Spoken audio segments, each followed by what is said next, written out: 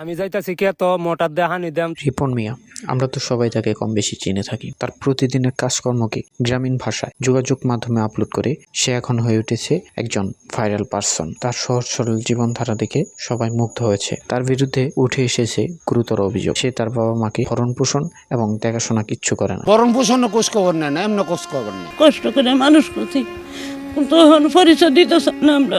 আমরা গরিব, পরিচয় দিলে যদি ওর মান সম্মান না থাকে। তোরে আজকে অঙ্ক হি আয়াম ইকতি না করে হি হন লাগবো চা ফাড়ি বাঙ্গাল বন্ধে পড়ালে। তার স্ত্রী এবং সন্তানকেও করছে অস্বীকার। এসব নিয়ে একটি সংবাদ মাধ্যম নিউজ করেছে। আপনার কাছে কি মনে হয় জানিয়ে দিতে পারেন আমাদের কমেন্ট বক্সে। বাঁশের পাতা খসখসে, লাউয়ের পাতা নরম, তোমায় আমি ভালোবাসি বলতে লাগে শরম।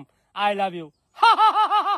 এটা সকালবেলা কিদা লাগিয়েছে তো একটা হোটেলে আয়া হামাইলে পরে ওয়ার্ডার দিলাম, মানে নিজের হুর বাড়ি তো তাই যত্ন করে না, যে যত্নটা করতেছে আদর যত্ন করে খাওয়াইতেছে।